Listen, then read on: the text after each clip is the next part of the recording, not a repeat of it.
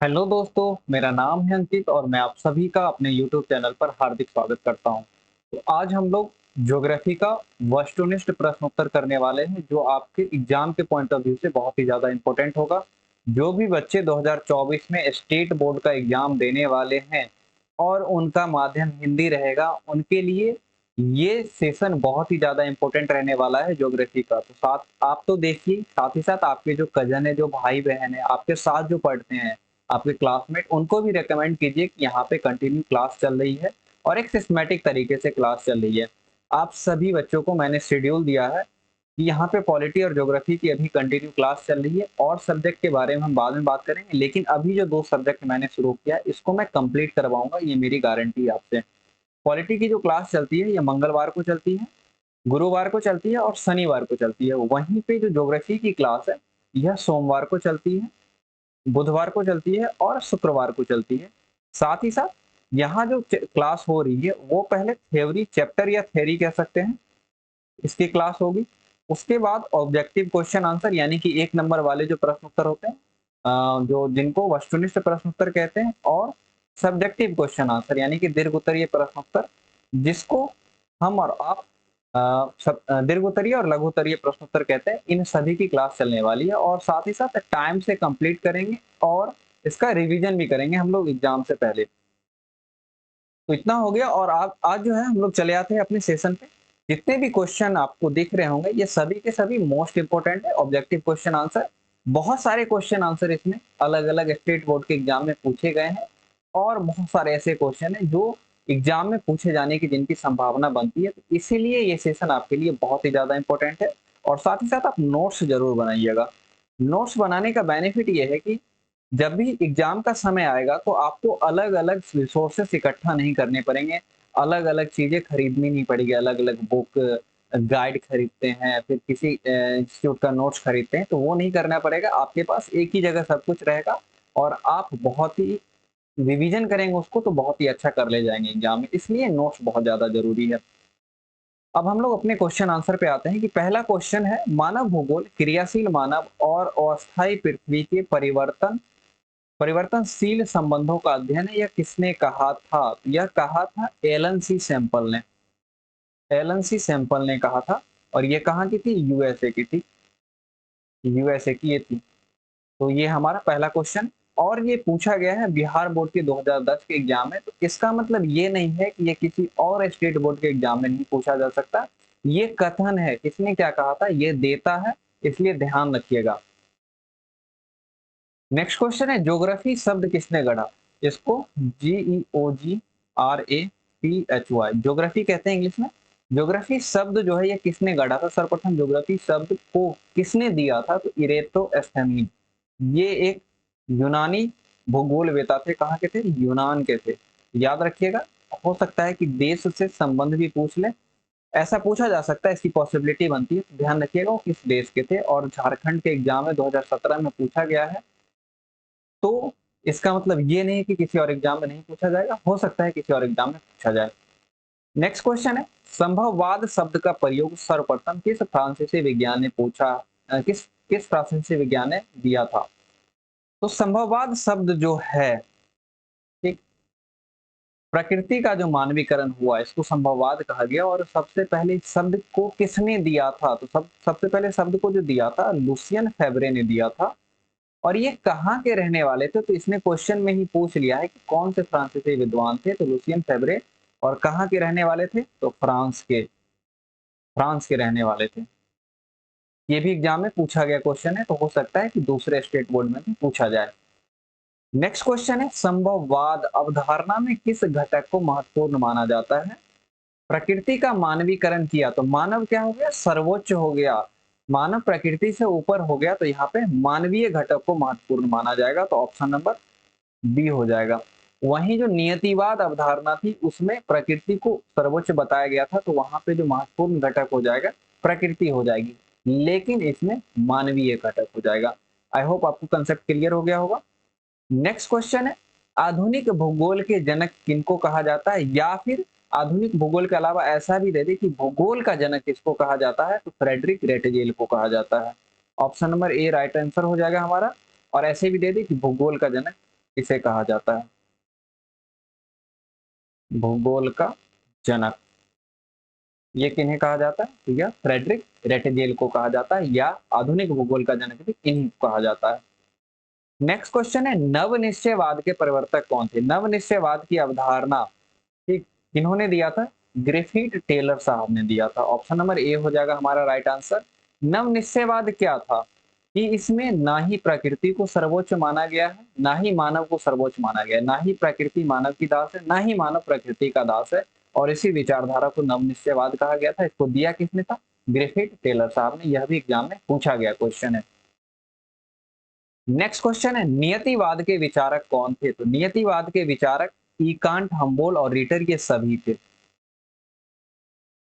यह सभी थे। इसी में क्या कहा गया है? प्रकृति को सर्वोच्च बताया गया है। ठीक। नेक्स्ट क्वेश्चन है, एंथ्रोपोजियोग्राफी नामक पुस्तक किसने लिखी? यानी कि ज्योग्राफी का मानव से जो संबंध होता है, यह किसने बताया था? तो यह रेटजेल साहब ने बताया था। यह रेटजेल साहब ने बताया था। एंथ्रो शब्द जहां भी आया है, एंथ्रो इसका अर्थ मानव से हो जाता है। एंथ्रोपोलॉजिस्ट यानी कि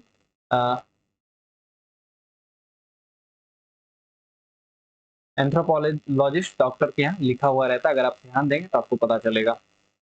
नेक्स्ट क्वेश्चन है, नियतिवाद संकल्पना में किस घटक को महत्वपूर्ण माना जाता है? अभी हमने संभववाद देखा था कुछ क्वेश्चन पहले, लेकिन अभी पूछा जा रहा है नियतिवाद। संभववाद में प्राकृतिक घटक को संभववाद में मानवीय घटक को महत्वपूर्ण माना जाता था। वहीं जो नियतिवाद संकल्पना है, इसमें प्राकृतिक घटक को महत्वपूर्ण माना जाता है। तो ऑप्शन नंबर ए हमारा राइट आंसर हो जाएगा, और यह भी पूछा गया क्वेश्चन है। नेक्स्ट क्वेश्चन है, निम्नलिखित में से कौन सा एक भूगोल का वर्णन नहीं करता है? शायद आपको जो चौथा ऑप्शन है नहीं दिख रहा होगा, तो मैं खुद को हाइड कर रहा हूं यहाँ से। नहीं पूछ रहा है, ठीक। नहीं ऐसा शब्द दे दे या फिर केवल दे दे, तो इस शब्द को ध्यान रखिएगा आप लोग। एग्जाम में जल्दबाजी के चक्कर में ये नहीं पढ़ पाते हैं और छूट जाता, आते हुआ क्वेश्चन हम गलत करके आते हैं। पहला ऑप्शन है समाकलनात्मक अनुशासन। अनुशासन को इंग्लिश में डिसिप्लिन कहते हैं, यानी कि जो नियम बना हुआ, जो थ्योरी बनी हुई है, जो रूल बने हुए हैं, उसके अनुसार चलना। और समाकलनात्मक का अर्थ होता है समाकल करना, यानी कि इकट्ठा करना। तो जो भी नियम थे, जो भी थ्योरी थी, जो भी सिद्धांत थे, उसको इकट्ठा किया गया, और यह भूगोल का वर्णन करता है। तो हमारा ऑप्शन जो पूछ रहा है यह सही हो जाएगा, यानी कि जो पूछ रहा है ना नहीं करता, यानी यह करता है। यह ऑप्शन के अकॉर्डिंग सही नहीं है। मानव और पर्यावरण के बीच अंतर संबंध मानव भूगोल में बताया गया है, यह भी है। द्वैधता पर आधारित। द्वैधता, द्वैधता क्या होता है? द्वैधता जो होता है, किसी एक ही समय में समान विषय पर दो अलग अलग विचारों को का उत्पन्न होना, दो अलग अलग विचारों का आना, इसको द्वैधता कहते हैं। और ये विचार कैसे होंगे? अपोजिट विचार होंगे, एक दूसरे के विपरीत होंगे, इसी को द्वैधता कहा गया। तो यह भी है, भूगोल का वर्णन करता है। और चौथा ऑप्शन है प्रौद्योगिकी, यानी कि टेक्नोलॉजी। इसके विकास के फलस्वरूप आधुनिक समय में प्रासंगिक नहीं। जैसे जैसे प्रौद्योगिकी का विकास हुआ, मानव ने प्रकृति पर विजय पाई, मानव ने प्रकृति की जो चीजें थी उसके अकॉर्डिंग अपनी सहूलियतों को बढ़ाया, मशीनों का इजाद किया, और भी बहुत सारी चीजें की। यह प्रासंगिक है, लेकिन यहाँ पे पूछा जा रहा है कि नहीं है, इसलिए ये गलत हो जाएगा। लेकिन ऑप्शन अकॉर्डिंग टू ऑप्शन ये हमारा सही होगा, और बाकी का हम छोड़ देते हैं, क्योंकि हमें अकॉर्डिंग टू ऑप्शन चलना है, तो बाकी का हम छोड़ देते हैं। तो ऑप्शन नंबर डी हमारा राइट आंसर हो जाएगा, नहीं पूछ रहा इसलिए। नेक्स्ट क्वेश्चन है, निम्नलिखित में से कौन सा एक भौगोलिक सूचना का स्रोत नहीं है? यात्रियों का विवरण। यह आया है, यात्रियों के विवरण द्वारा भौगोलिक सूचनाओं को जुटाया गया है। प्राचीन मानचित्र के द्वारा भी इसको जुटाया गया है, ठीक है। और चंद्रमा से चट्टानी पदार्थों के नमूने, यह अंतरिक्ष विज्ञान का एक संबंध है, लेकिन इससे भौगोलिक सूचना नहीं मिलती है। अगर मिलती भी है तो चंद्रमा के बारे में मिलती है। और चौथा है प्राचीन महाकाव्य, एंशिएंट जो एपिक्स था, इससे भी मिलता है, लेकिन यहाँ पे पूछा जा रहा है नहीं है, इसलिए हमारा ऑप्शन सी हो जाएगा। बाकी का ऑप्शन से हम अपना टिक जो है, जो राइट वाला वो हटा लेते हैं। तो ऑप्शन के अकॉर्डिंग जो नहीं पूछ रहा है, इसके अकॉर्डिंग सी ऑप्शन हो जाएगा।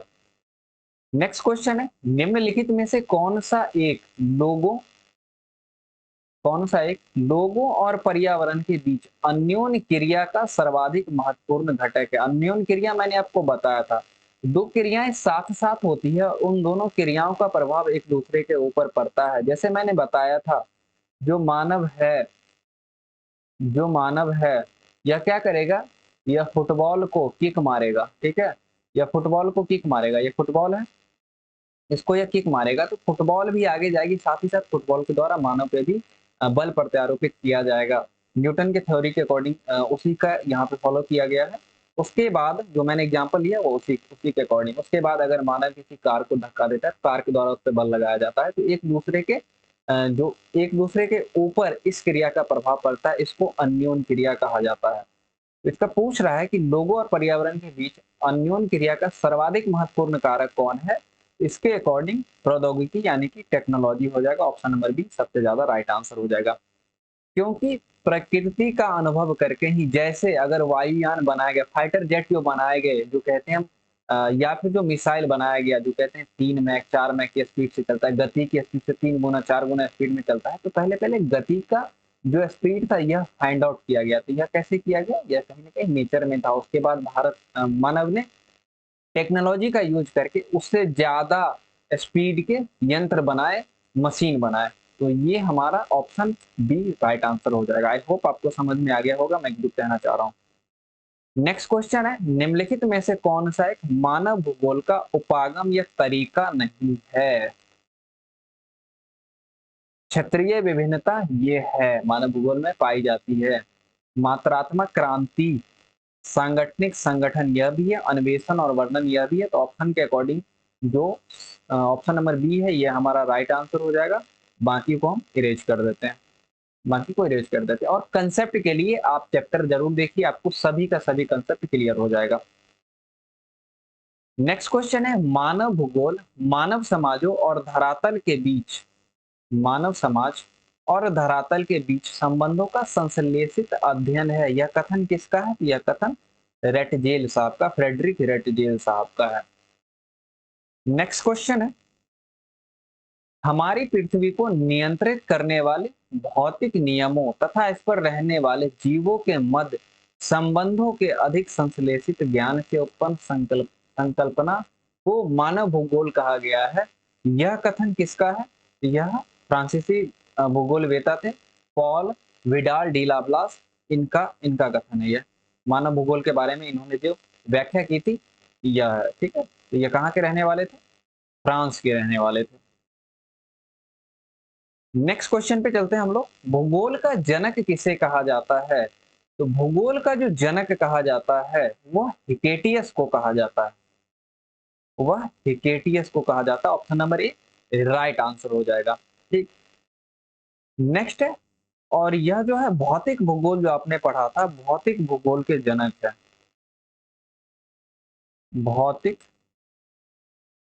भूगोल के जनक पॉलिडोनियस, इनको भौतिक भूगोल का जनक कहा जाता है। नेक्स्ट क्वेश्चन है, आधुनिक भूगोल का जनक किसे कहा जाता है? तो आधुनिक भूगोल का जनक मैंने आपको बताया था अलेक्जेंडर वॉन हम्बोल्ट, साथ ही साथ इनके साथ और कौन थे? तो कार्ल रीटर साहब भी थे। अगर आपके पास ऑप्शन में सिर्फ अलेक्जेंडर वॉन हम्बोल्ट या कार्ल रीटर कोई एक आ जाए तो कोई एक ही बाड़िएगा, अगर दोनों आ जाए और ऑप्शन में आपको इस तरह से नहीं दिया गया हो ए और बी दोनों, तो सबसे पहला प्रेफरेंस अलेक्जेंडर वॉन हम्बोल्ट को रखना है और दूसरा प्रेफरेंस देना है कार्ल रीटर को।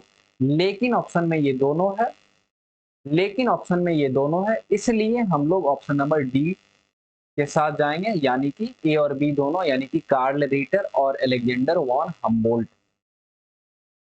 नेक्स्ट क्वेश्चन पे चलते हैं, व्यवस्थित भूगोल का जनक किन्हें कहा जाता है? तो जो भूगोल का जनक कहा जाता है किनको? हिकेटियस को। इन्होंने ही भूगोल को सबसे पहले व्यवस्थित तरीके से पढ़ा था और इसकी व्याख्या इन्होंने अपनी पुस्तक जस्ट पीरियड में की थी। इनकी जो बुक थी, पुस्तक जो थी, क्या नाम था? जस्ट पीरियड्स, जस्ट पीरियड्स इनका जो बुक था, इसी बुक में इन्होंने भूगोल की व्याख्या की थी, एक व्यवस्थित तरीके से व्याख्या की थी। तो कौन हो जाएगा ऑप्शन के according? Hecataeus. Option number A हमारा राइट आंसर हो जाएगा। तो ये कुछ इंपॉर्टेंट क्वेश्चन आंसर थे। आई होप आपको बहुत अच्छा लगा होगा। सेशन अच्छा लगा तो सेशन को लाइक, शेयर और हमारे चैनल को सब्सक्राइब जरूर कीजिएगा। साथ ही साथ कमेंट कीजिए कि हमारा सेशन आपको कैसा लगा। जैसा भी लगा, अच्छा लगा, बुरा लगा, आप अपने अकॉर्डिंग कर सकते हैं। सेशन देखने के लिए आपका बहुत बहुत धन्यवाद। मिलते हैं अपने अगले सेशन में। Thank you.